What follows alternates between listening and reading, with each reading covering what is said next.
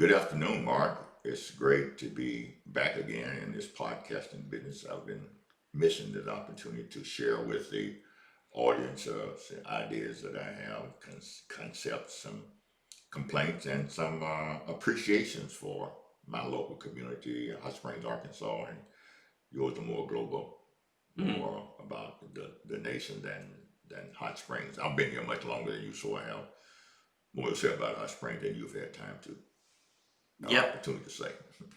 that's fair enough. Thanks, Elmer. It's great having you back in the studio. Welcome to everybody to a conservative conversation. Elmer's got some things he'd like to talk about in terms of the local political scene and his relationships with the community here. And I'm looking forward to hearing what you have to say.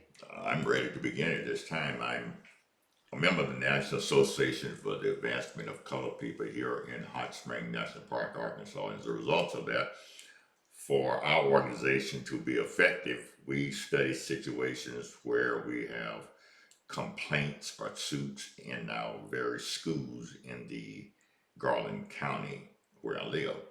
One particular school district is Fountain Lake, and I want to mention it because without Fountain Lake ever having published its record in 2025, this school year, I believe it has dismissed two employees of the district resulting from racial discrimination. Well, what does that mean? That means that we are meaningful, we are successful, we make a difference as a National Association of Advancement of Colored People, and I'm proud that the superintendent school district in Fountain Lake has done what it has done. So that's some progress. We got some other things I want to talk about, but you have some national things to share with us too. Yeah. Well, before we move on to the national scene, I'm curious about. At first, you were saying that some people have been Dismissed, dismissed fired, because of. racial discrimination toward a student, an African American student, with Fountain Lake being a majority, Oh very high yeah. percentage of a white community and a district. Well, yeah. Now I understand what you mean. It's like you're seeing some progress. I would say we'll see some progress. We call it progress every time civil rights and people's human rights Thank you are for mentioning it validated. that way. It's Yeah. not just a complaint. We see some progress being made, and it gives reason for our continuing to exist as a National Association of Advancement of Colored People Yeah. with the help of everybody involved in.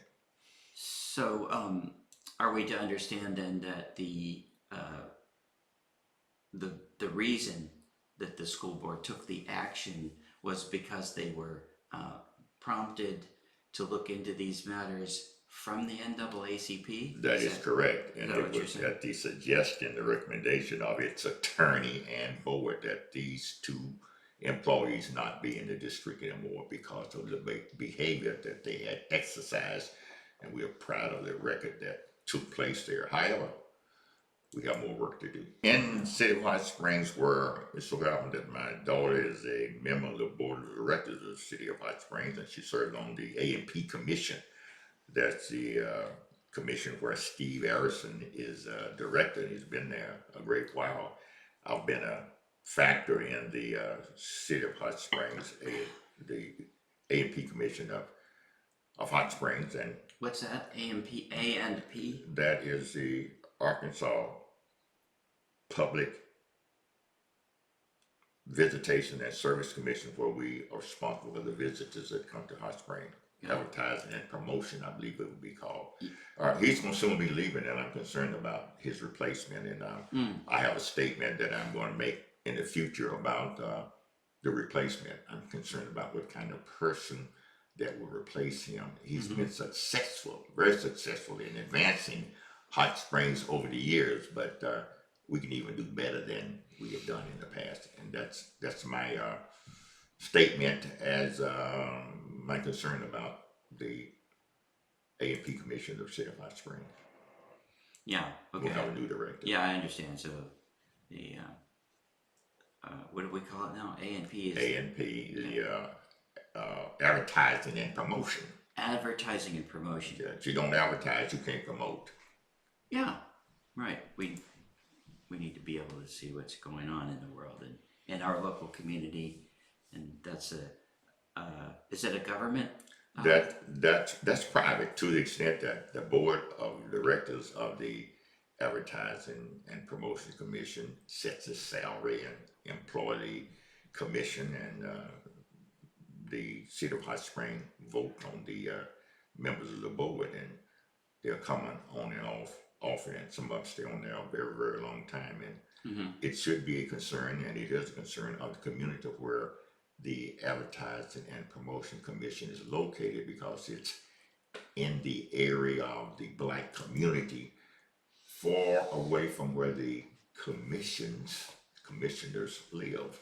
Hmm. That makes it important for us who live near the convention center, and we should be concerned about the development of it, because at one time it was all residential and now it's business, and that makes it a concern of mine, and I would hope for listeners in locally that it would be a concern of theirs also.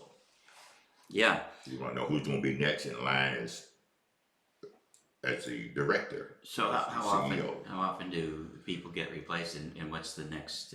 In the There's no time limit on it. You can be there 6, 8, 10, 15, 20 years Okay. as director, but board members, they have the system of 2, 4, 6 years, and they could be there 12, 15 years also. Okay. Yeah. So, but we're looking for some turnover in the near We're future. looking for some turnover with the director, and I hope some turnover with the board members, Mm-hmm.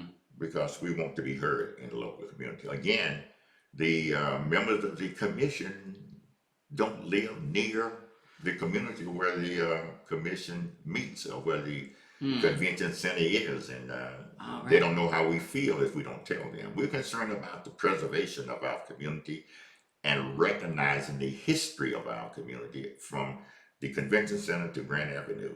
We don't want to ever have it implied that area should not be continually be respected. It's part of the history of Hot Springs that we should not forget. Mm-hmm. Yeah. So you're hoping that the people that are on the board are representative by proximity. They're in the correct neighborhood. Excellent. Yeah. They. Or if they don't live near it, study it, Mhm. because they're on the To be- ground. I refer to it as holy ground. Know something about how that center got there, and the area around it that once was human beings who didn't look like board members. I think I made a strong point there. You say it didn't look like board members because of the color of their skin. Is That was the correct. Yeah. That was correct. Now, we would hope that as long as there is a Advertising and Promotion Commission, there will be a representative from the district that looks like the district did before there was a commission. There should always be a representative from District 2 or the neighborhood Mm-hmm. on the commission. Yeah. Until Christ comes back, forever. And what? Until Christ returns. Oh, yeah. Lasts that long. Right. Yeah. And I'm looking forward to the commission being there always, and I want to be sure that we get the record straight about it, how the commission came to existence. You have to have groundwork and have a building. You got to have people before you have any kind of action in there. That's a concern of mine. I want to be sure I made that point at the end of the year of 2025. You and I, the last time we were together, we discussed the some awareness that I became aware of the fact that there are some white people who live in Arkansas who have decided that it's helpful and important and valuable to them to start a whites only community. That is correct. And you and I were discussing maybe whether or not we would like to go and visit that place and get some filming done. So keep tuned in, folks, and we'll let you know how that process is going. Definitely so. Because my personal perspective on that is that it seems to me that I'm very curious about why white people are so fearful of their protecting whiteness. I mean, what's the point? I don't quite get it. I know they have some justifications and reasoning for it in their minds. To me, it seems like it's all based on fear, perhaps not great information about why they should be fearful or need to be separated. I don't really understand it at all. So I'm hoping that we can go and visit these people and get some candid conversation going between us and find out, why they feel this way. I would hope that we could have somebody come on our podcasting business and Oh, that's a. tell us what makes them so uncomfortable Mhm. about being just and Yeah. fair. Well, we happen to know two people that are good at filming and video making and editing and production. And I think that if we're fortunate, we'll have them accompany us to this location to talk to the people that live there. I And look try to forward to that. set it up in advance so that it's all professionally filmed and a good quality presentation for us, for our audience. So, I bet a lot of people are curious about these questions. I would hope so. And People of all ethnic backgrounds. I always talk about ethnicity as opposed to race. My strong opinion that I tend to reiterate on this podcast is I don't believe in racism because I believe there's only one race. That's Homo sapiens. We're all people. We're all humans. We vary because of the differences in the climates that our ancestors lived in for a long time. That's my opinion. And, what you and I will be able to do, Mark, at some point in the future, 26, is have a very comfortable disagreement about your definition of race that you don't believe in. We can do that. yes, we can. We can do that. Yeah, that's That'll be fun. We'll rehearse it. We'll do some research and we'll learn something from each other yeah. that might make each other uncomfortable. And if it does it to us, we know that it will do it to our audience. And in doing so, we'll be making progress. Right. Yeah, because if you're probably on the verge of learning something, this would be, in my opinion, you're probably on the verge of learning something new if you're very uncomfortable. If you're really comfortable and going along, you're just reinforcing what you believe based on what you've known so far. And it may not be a complete set of ideas, very likely, in my opinion. So We're looking forward to the research and the presentation in 26. I learned so much that I want to share with you within the last hour from my son, who is not always vocally involved in the arts and television and podcasting and radio. But he shared some things with me that my daughters who are in the arts and in journalism have never shared. So with my daughters, they're great teachers. But with my son, we just don't have much time together. But he comes through, boom, boom, boom, very fast and sharp. And sends me to my Bible and to my dictionary to do some research and help me get better prepared for the next prayer. okay. And I'm getting ready for the next prayer in January the 3rd Saturday, the Martin Luther King NAACP prayer breakfast. I'm getting ready for the opening prayer. Oh, good. Yes. Well, I'm very likely going to be there myself because I'm also You'll a probably lifetime be- member of the NAACP You'll myself. probably be at my table on my left or right. Yeah, if you've been with us before, you know that I am pretty much an agnostic, and my friend Elmer is very much a Christian, and we have different beliefs, and I think that's what Elmer was referring to earlier when we were talking. That is about, correct. It makes us a great team. The distinction and the definition of species, Homo sapiens, and why we may be different, so that'll be fun to hear Elmer's explanation of all that. Well, we got a lot of challenges in our nation. We want to be sure that during this podcast that you get a chance to share some of those things with our same audience that I've been sharing with for the last 2 minutes. Yeah. Well, if possibly we go a little bit longer on this section, we might split this up, and you'll see us editing it into 2 parts. Very well.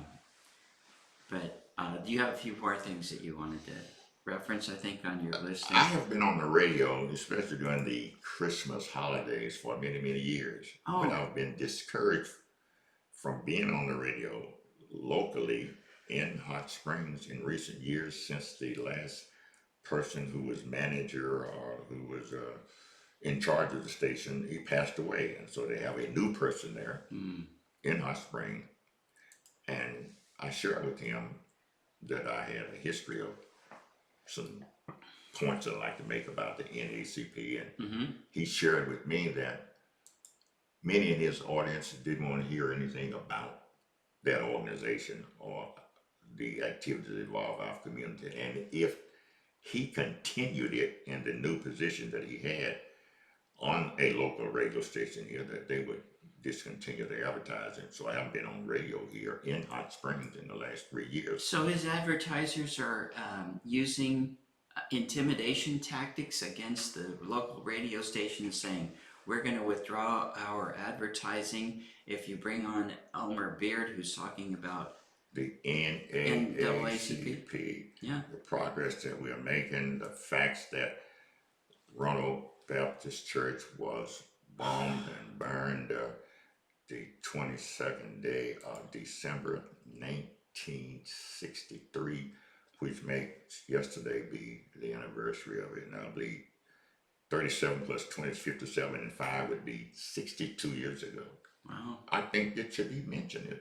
It's a part of our history. As a result of that, we shouldn't forget it. Had it been First Baptist on Central, we'd still be talking about it. Yeah. Well, I think my personal thinking here is that people who are afraid of knowing accurately history are actually people who are perhaps embarrassed, ashamed, or afraid of it. Good point. And they don't want to admit that our ancestors made any mistakes, which is preposterous because, you know, humanity and every person in the world that I've ever met has always made a lot of mistakes their entire life. As you and I have. All of us. Yeah, I lost count when I was about 2, I think. I mean, really, seriously, we obviously learning to live and being a good person is challenging. And so if we've done things in the past as a culture, as a society, as groups, you know, vilifying other people because we are afraid of them, and I think that's almost always the justification. I hardly can imagine a situation where, yeah, I'm not afraid of these people, but I hate them. I think you really only hate things that you're afraid of. I don't. And that you don't have knowledge of. I think it's very difficult to hate something that you don't fear. You might be disgusted with it, you may not like it, but you don't have that strong hatred, you know. And I think that just comes from people being separated. And I mean, I'm sure our ancestors, Classified. you know. See, now here's another area that we might have a little difference of opinion about the history of humanity. I would say all of us, as far as the record, you know, the geologic record, it shows that all of us started on the African continent. If we need to admit that first and then go forward. We are all started on the African continent, and then some of our ancestors moved to the north. You know, some of them might have, you know, gone off in the ocean in different directions and so forth. But primarily, a lot of people went to the north.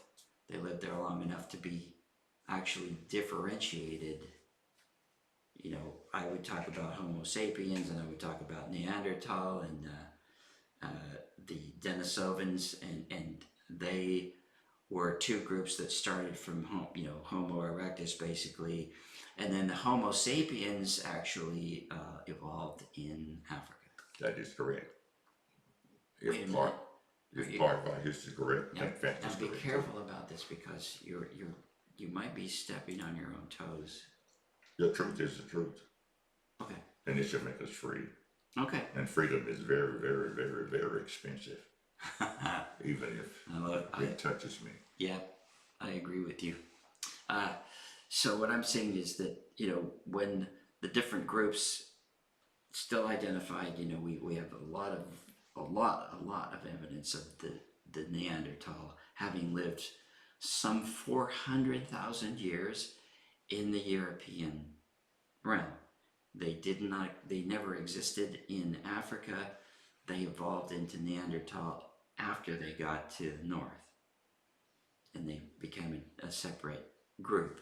However, they were still related enough to the people who showed up later on, who were still very dark complected, and the Neanderthals probably had likely lighter skin because they spent more time in caves and under, in the shade, or trying to keep warm so they could survive. Whereas Africa was warmer, the north was much colder, so they had to wear a lot of skins and hats and stay in the caves.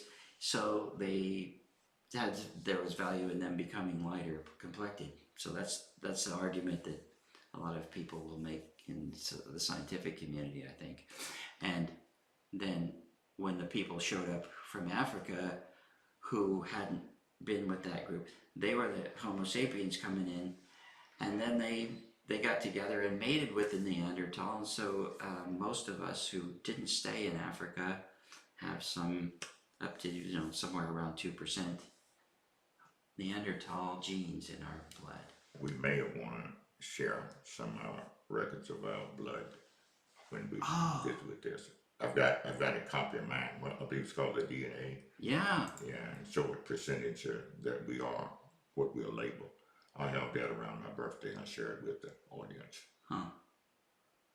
You have to pay for it. Yeah. Who did you use for that? Sonia, my daughter, did all of it, and it's not 99% true. It's 100. Huh. It's 100% true as to how I got to be where I am, and the percentage of all these different, you don't use the term races, that I am. I think I'm about 7 different races. Yeah. The thing I would call ethnicities, because it's harder to say. Okay. I don't say it because it's harder, but it is harder to say. Ethnicities than race. Race is a lot simpler. It's one syllable. But yeah, what you're saying is that the scientific record, your DNA analysis demonstrates that your ancestors came from different parts of the world at different times. That is correct. Mm-hmm. And in the beginning, they were black. BLACK. And they were from various parts of the East. East European? East world, universe. Well, yeah, let's go with the world. Universe is a little different. Yeah. So they were further east, like here we are in Hot Springs, Arkansas. A long ways to our east, across the Atlantic Ocean, there are 2 or 3 significant continents. It's going to be a lot of fun when you and I do this research and have a rehearsal, and then hopefully April come up with this great discussion about why Jesus Christ is so thin and beautiful and lean and white and stringy hair and blue eyes. Blue eyes. And a place in the world where everybody's black. It's going to be fun. You think Jesus actually... We'll be ready in April. So no, this is great. I love this conversation, and I think a lot of people might have fun with this. I hope they're preparing to follow us up when we do this. I wonder how likely it is, assuming that Jesus lived, and I don't, but he did. I know he did. I'm not certain. I got proof of it right here, because I do not only exist, but capital Live. Had it not been for him, that's the preposition phrase, you and I would not be sitting next to each other in this podcast right now, but go right ahead. Perfect. So I respect that. Thank you. You totally believe that, and I respect you, and I believe in you as a human being, as my friend. And I have a really different point of view about how I came to be. However, I would say that assuming your proposition is completely accurate, and that there was a human being called Jesus Christ who lived, was that his name? Jesus Christ, the Savior of the world. But that wasn't his last name. We don't know his last name. He's Christ. He's a Savior. Yeah. He doesn't need to be William or Beard or... He doesn't have a last name that we know. That we know. Right. So anyway, let's just assume that is correct. And he was around about a couple thousand years ago. Okay, we agree on that. So, and he was in the Middle East somewhere. Jerusalem, which was located on the map then. When was that? Where was that? In the neighborhood of current day Israel or something? Israel. Yeah, it wasn't Israel then, but it is now. So in that neighborhood, my guess is that he would have been probably fairly dark complected and much more likely to have had brown or greenish brown eyes. Black as tar. You think it was black as tar? No question. African, Yeah. more recent African origin. The people that lived there. That is correct. So his people would have had that genetic makeup. Yeah. Okay. The artist. And he didn't have have done a blue. great He didn't job. have blonde hair and blue eyes. Not at all. That was for the purpose And he of wasn't born capitalism. with an automatic weapon in his hands or any of those things that we've seen in the crazy modern era that we're in. Right? That is correct. Yes, we can totally agree on that. If he did live, he didn't have a machine gun, and he wasn't a violent person. Well, he did throw some tables around, maybe. At a point where you necessary for the audience to know just who he was. We'll share more about that also. Very To be fun. angry is different from being mad. I couldn't afford to be mad to be at my age now. It interrupt my digestive system. I can be open and honest and be able to eat and sleep most of the nights Mm-hmm. without nightmares Yeah. or discomforts. When I do something like this, I sleep so well at night. Feel like I've left some records. That's cool. Lots of information that people need to know. Yeah, that's great. Yeah, I love our conversations. I think they're always inspiring and kind of probing. We're challenging each other a little bit. You know, we're saying you have a certain set of beliefs, I have a different set of beliefs, and yet none of that makes us unable to or unwilling to be Reasonable friends. with each other. Well, we're also friends, and we can have a conversation about whatever we want to talk about with respect. We respect each other. What I wanted to say is that last night when I was at a meeting with a bunch of people celebrating their Christmas and so forth, I brought up the point that I went on the 250-mile bike ride with Ethan Dunbar, who's running for the U.S. Senate in Arkansas. And he and I and his brother all went on this tour. And we started in Piggott, Arkansas, and then ended up in West Helena, which it's a combined city, and it's about 250-mile bike trip over a 5-day period, and ended up visiting with a lot of people along the way. And what surprised, I think, all of us, and surprised me a lot in particular, is that both my friends, Ethan and his brother, are black. Obviously, I'm not, and we didn't get any negative feedback from anybody. We didn't get threatened. We didn't get intimidated. We didn't get insulted. Nothing. And furthermore, here we are riding along the road, so we're all very, very visible along the road. So people are passing us in their cars as we're pedaling our bicycles. We stopped at many farmhouses along the way. We were in the cotton region, the corn, all kinds of crops growing. Running along the Delta region. It's the far eastern edge of the state of Arkansas, northeast. And we were riding from north to south, and we kept stopping and talking to people just randomly, whoever we would knock on the door, or they might be out in the yard, and we would say, Ethan would pull out his card and say, "I'm Ethan Dunbar, I'm running for the U.S. Senate. I just wanted to come and meet people where they live." That's right. And we had many people say, "Hey, don't keep the card. I've never voted for a Democrat in my life."